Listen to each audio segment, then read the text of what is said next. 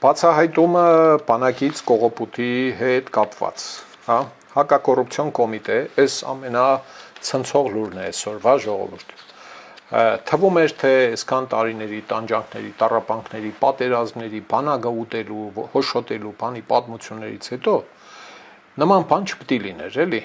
Ասենք ինչ-որ մի հատուկ ազգային գաղափարախոսություն պետք է այն բանի համար, որ մարդը բանագից բան չկողանա։ Ոչ թե սոված է կողքի խանութից ինչ-որ բան է կողանում, ճարը կտրած, հա, այդ դեպքը չէ։ Ուրեմն այս ինչ զորամասից վառելիքակ ներողություն։ Վառելիքակ սուքային նյութերի պահեստապետի պաշտոնը զբաղեցրած անձը իր իշխանական եւ ծառայողական լիազորություններն օգտագործելով կատարել է դիզվառելիքի հափշտակություն։ Հիշում եք, հա, 16 թվականի ապրիլյան ճակատամարտի հետ կապված, որ խոսում էին, թե տանկերը փորձել են խոդի տալ, բաքերի մեջ պարզվում է ջուր է եղել եւ ոչ թե դիզվառելիք եւ այլն եւ այլն։ Դիզվառելիքի հափշտակություն։ Այդ անձը 26 թվին, 26 թիվ, զորամասի բանվոր վարորդի հետ, բանվոր վարորդ մի հոգի է։ Պայմանավորվել է զորամասի տարածքից դուրս հանել դիզվառելիքը այն անձամբ տնօրինելու նպատակով։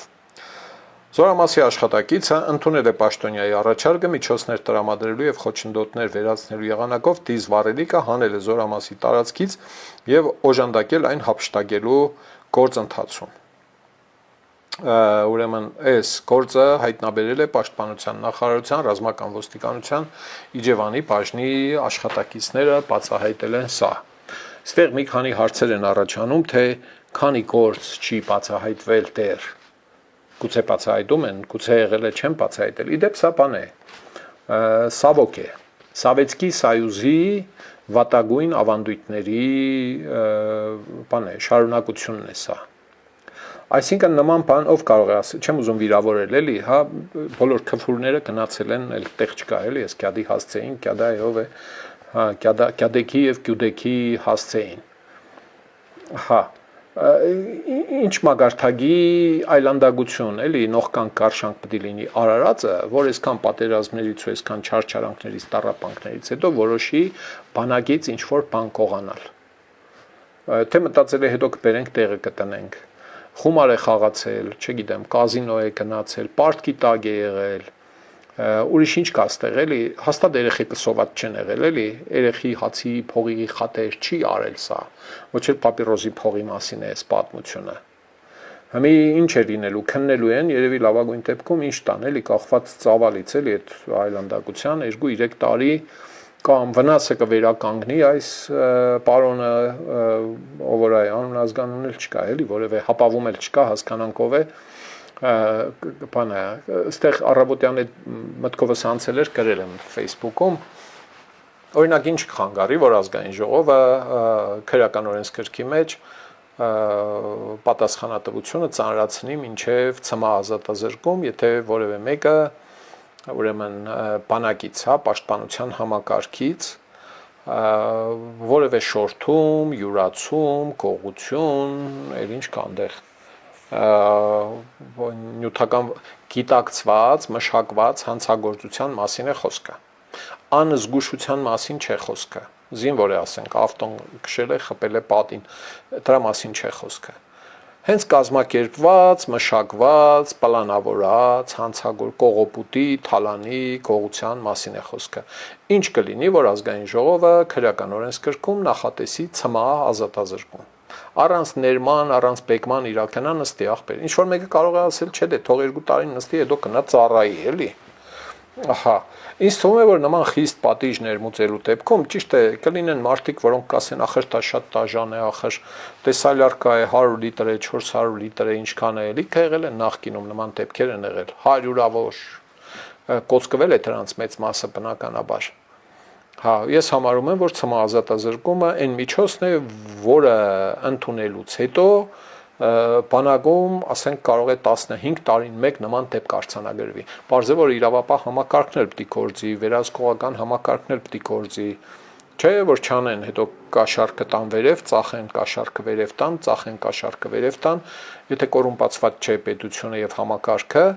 հա, իմ ասած մոտեցումը արդյունավետ կլինի։ ցմահ ազատազրկում ու պարբերական ստուգումներ բացահայտում են, որ սայլարքեն տեղում չէ։ Կարյուչը սմազշնի, ԿՍՄ կոչվածն է, հա, սովետի ժամանակվա, հա, վառելիկա քսուկային։ Բառացի թարգմանել են, լի կպաներ իհարկե անհաջող թարգմանում են, հա, պաժարնի ռաշոտ, հա, դեպքի վայր են ուղարկել հրշեջ հաշվարկ, ջոգատ, հաշվարկս որն է, ռուսերենից դրել մինչև հիմա եղավ 35 տարի, ջոգատ բարի կամ ջոգ բարի կամ խումբ, то չգիտեմ էլի, հա, բարի փոխարեն ռուսերեն բառն են հայերեն թարգմանում, հաշվարկ, հաշվարկը ոնց եք տեղ ուղարկում, կարող եք բացատրել, Ժողովուրդ ջան,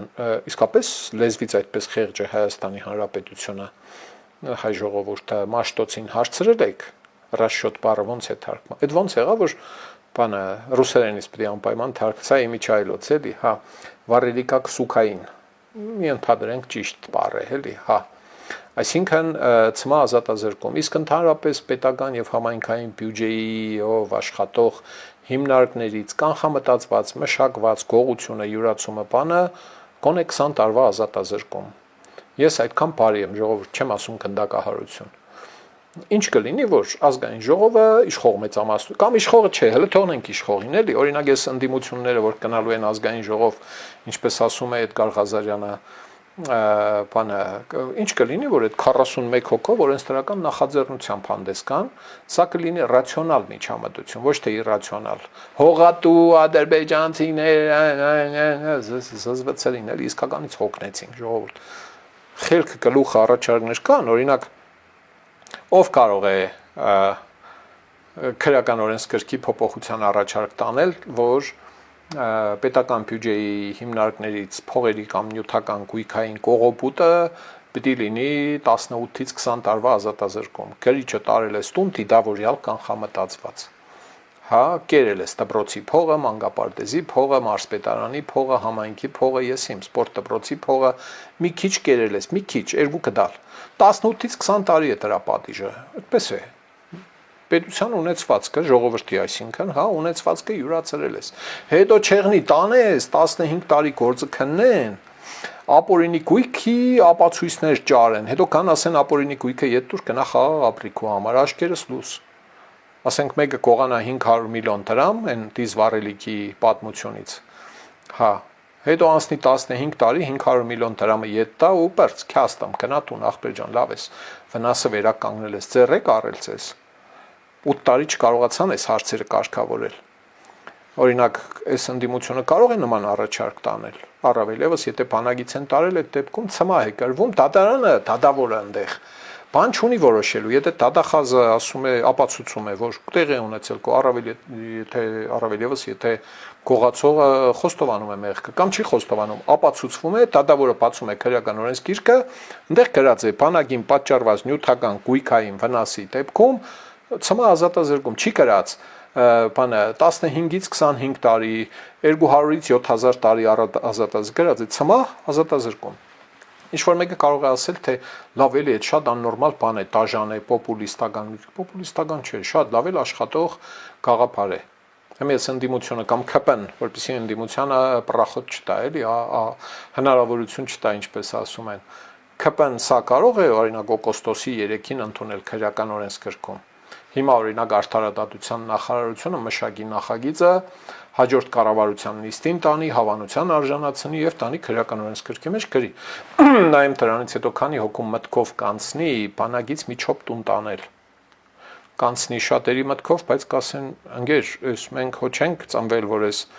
3 կանիստր սայլարքի կամ 2 ավտոսայլարքի համար գնանք ցմահ նստենք։ Շեշտում եմ 15-20 տարվա ընթացքում մի այդպիսի դեպք արձանագրվի, չարձանագրվի, անմեղսունակ, այսինքն դաժան պատժային համակարգով կանխարգելել նման հանցագործությունները։ Այս ընդդիմությունը կարող է նախագիծ տանել ազգային ժողով, որ ոչ ստապ վիճակում մեքենա վարելը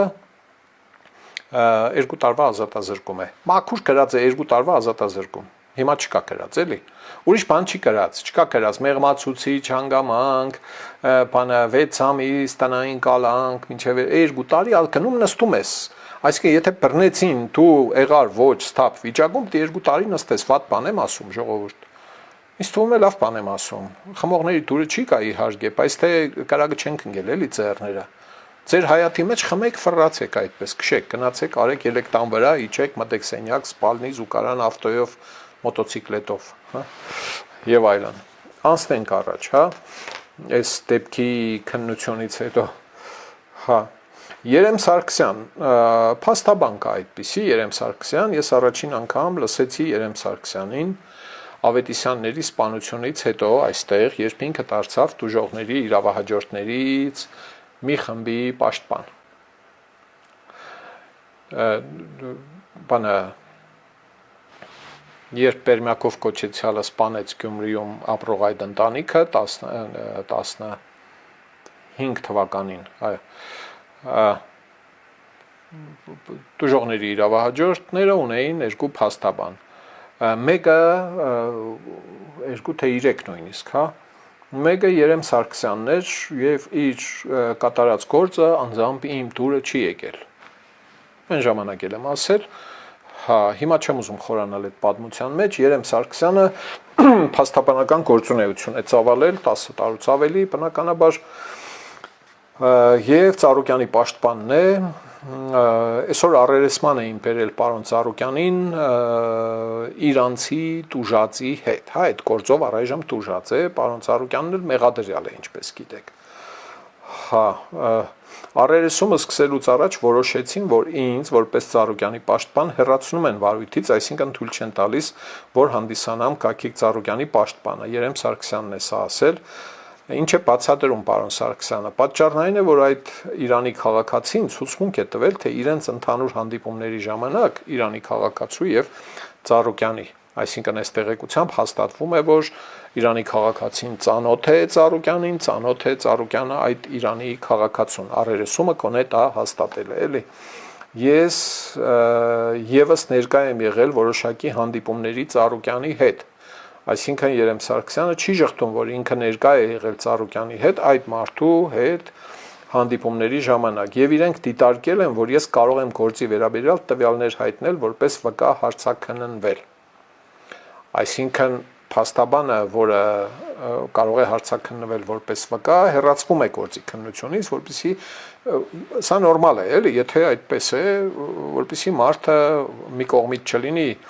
մեղադրյալի տեղեկությունների տիրապետողը, մեղադրյալին են հարցաքննում, ինքը կարող է պետք է ներկա լինի, առերեսում է լինում, էս է լինում, այն է լինում, նաև մի հատ էլ իրան պետք է հարցաքննեն, եթե ինքը տեղյակ է Ծառուկյանն ինչ է խոսում,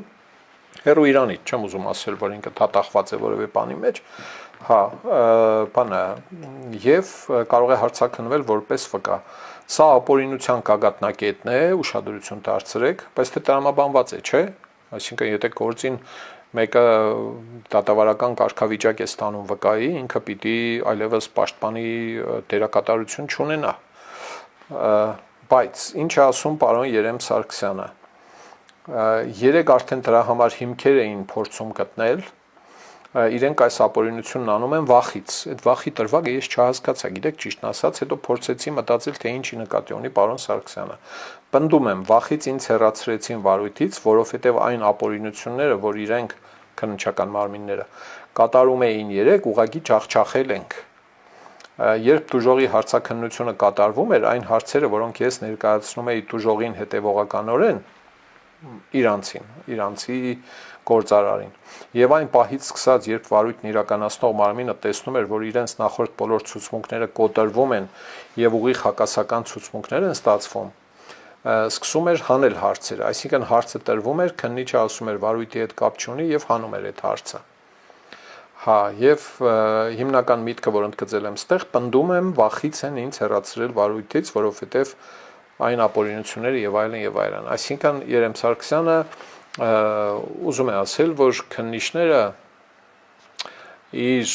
աշխատանքը կամեցել են խափանել, վախեցել են Երեմ Սարգսյանի աշխատանքից, դրա համար իրեն վկայի կարգավիճակի մեջ են դնում եւ շեշտում եմ ինքը չի հերքում, թե ինքը ներկա է եղել այդ զրույցներին, էլի, հա, Գագիկ Ծառուկյանը առերեսվել է տուժող ճանաչված Իրանի ուրեմն քաղաքացու հետ։ Ահա, այսպես, տեսնենք այս գործի քննությունը ուր կարող է հասնել, միտեղ էլ մի լուր կարդացի, որ հակառակն է եղել։ Իրանցիներն են ուրեմն պարտք եղել Գագիկ Ծառուկյանին եւ այլն։ Էդգար Ղազարյան առանց տալու չենք կարող հիշել այս վե անձնավորությունը, որը նաև արդեն պատգամավոր է։ Իդեպ պատգամավորի հետ կապված են հայտարարությունները, թե արդեն պատգամավոր են այս մարդիկ, մեղմ ասած ժպիտ են հարուցում, որովհետև եթե այս մարդիկ արդեն պատգամավոր են, Հայաստանը այսօր ունի ուրեմն 107 գումարած 105 պատգամավոր։ Այն 107-ի լիազորությունները դեռ չեն ավարտվել, որտեղ ավարտվում են նորի լիազորությունների մեջ մտնելու պահին։ Դա օգոստոսի 2-ի ժամը 10-ն է։ Դա այն ժամն է, ժողովուրդ ջան, երբ ազգային ժողովը ուրեմն նիստ է հրավիրելու 9-րդ գումարման առաջին նիստը, որտեղ ընտրվելու է ազգային ժողովի նախագահ, փոխնախագահներ, վարչապետ, երևի թե նույն օրը կհասցնեն ընտրել։ Իհարկե կախված է նրանից, թե այն 41 պատգամավորները ինչպիսի եւ ինչ տևողությամբ ելույթներ կունենան։ Գուցե շատ երկար ելույթ կունենան, գուցե քիչ ելույթ կունենան, ով գիտե, բայց որ նիստին ներկա են լինելու պարոն Էդգար Ղազարյանը այսօր ասում է փոխնախագահի տեխնացության կամ խմբակցության ղեկավարի հարցերը ուրեմն դեռևս չենք քննարկել ուժեղ Հայաստանից Էդգար Ղազարյանն է ասում, նշել է, որ այդ որոշումները կընդունվեն ազգային ժողովի առաջին նիստից հետո, երբ պարզ կլինի խորհրդարանի կառուցվածքը։ Խորհրդարանի կառուցվածքը արդեն պարզ է։ Էդգար Ղազարյանին պարզ չէ ըստ ամենայնի։ Մերից ելանք մեր ջուրն ընկանք։ Խորհրդարանը կառուցված է, բաղկացած է 105 պատգամավորից, որից 64-ը քաղաքացիական պայմանագրի պատգամավորներն են, 29-ը այդ թվում Էդգար Ղազարյանը ուժեղ Հայաստանի պատգամավորներն են եւ 12 հոգի առանց Ռոբերտ Քոչարյանի Հայաստան դաշինքի պատգամավորներն են։ Իդեպ բոլորի անունները արդեն հրապարակված են, եթե մինչև օգոստոսի 2-ը էլի ինչ-որ մեկը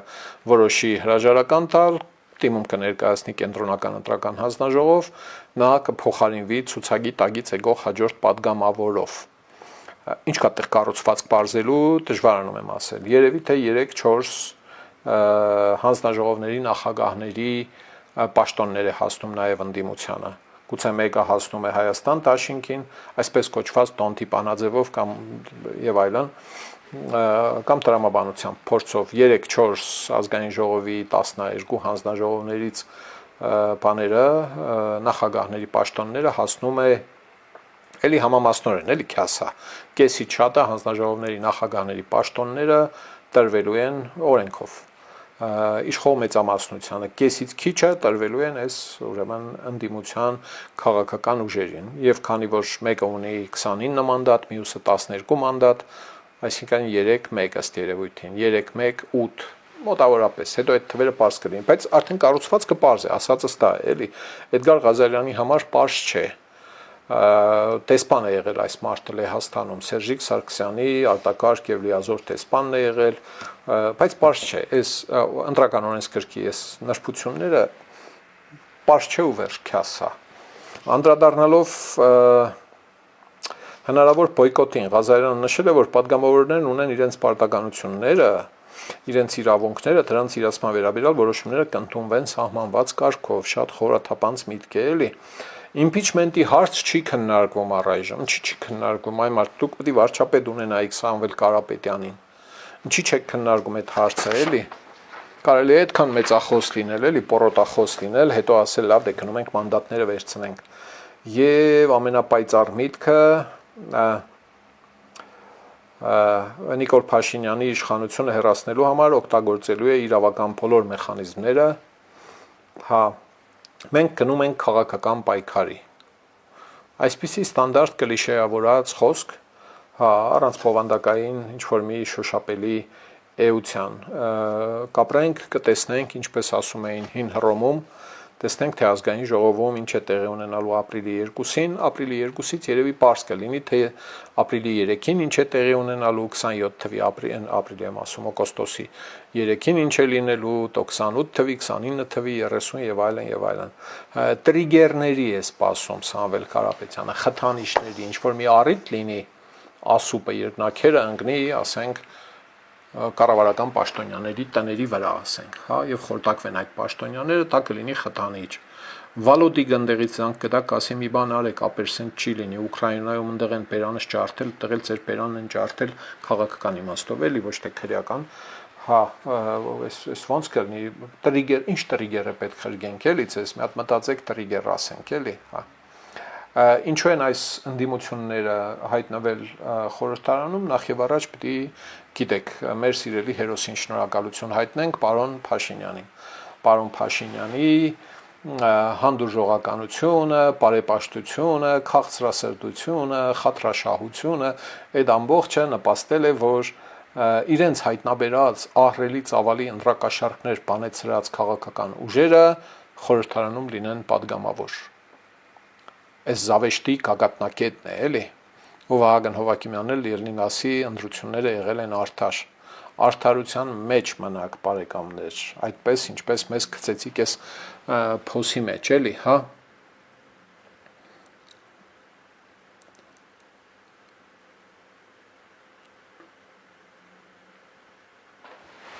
Անցնենք առաջ, ժողովուրդ ջան։ Խորհրդարանում արդեն աշխատակազմի փոփոխություններ են տեղի ունենում, լսած կլինեք, չէ, պաշտոններ, որոնք համարվում են հայեցողական։ Այսինքն հայացքով այս կողմ են կողմ նայելու պաշտոններ չեն, էլի, հա, փոքր երեխեքը գիտեն, թե այդ մասին է խոսքը։ Խոսքը այն պաշտոնների մասին է, որոնք մրցույթով չեն լինում, ժողովրդի ընտրությամբ չեն լինում, ինչ որ մի կարգի պաշտոնյա իրավունք է ունենում նշանակել իր անձնական հայեցողությամբ ինչ-ինչ պաշտոնյաների։ Համայնքապետերն իրավունք ունեն հայեցողական պաշտոնների նշանակել մարդկանց առանց մրցույթի եւ այլն։ Իհարկե նաեւ ազգային ժողովի նախագահ եւ այլն եւ այլն։ Հիմա քանի որ Ռոբեն Ռուբինյանն է լինելու ազգային ժողովի նախագահ, քաղաքացիական պայմանագիրը այդպես է որոշել, արդեն մենք խորհրդարանում տեսնում ենք մի process, որտեղ աշխատանքից ազատվում են, հեռացվում են։ Սա բան է, վրեժխնդրություն չեմ համարում ես, սա իսկապես բան է։ Շատ օրգանական պաշտոններ են, հայեցողական պաշտոնյաներ են հեռացվում աշխատանքից, որոնք աշխատել են Ալեն Սիմոնյանի հետ, Ալեն Սիմոնյանի հայեցողությամբ ընտրված նշանակված մարդիկ են, ազգային ժողովի նախագահի օգնականի պաշտոններից ազատվել են Կարլեն Գրեյանը, Ջինա Չալիկյանը, իսկ խորհրդականի պաշտոններից Հովանես Նալբանդյանը եւ Ահարոն Ներսիսյանը եւ ռեֆերենտը, ուրեմն Էդգար Մուրադյանը ավելի վաղ, մի քանի օր առաջ էր, հա, ազատվել։ Հա, Ալեն Սիմոնյանը մինչև ազգային ժողովի առաջին նիստը օգոստոսի 2-ը գտնվելու է արձակուրդում, բնականաբար ոչ մի հարցազրույց, ոչ մի բան։ Այսինքն այս փոփոխությունները անձնական հայեցողությամբ նշանակվող պաշտոնների մասին էր։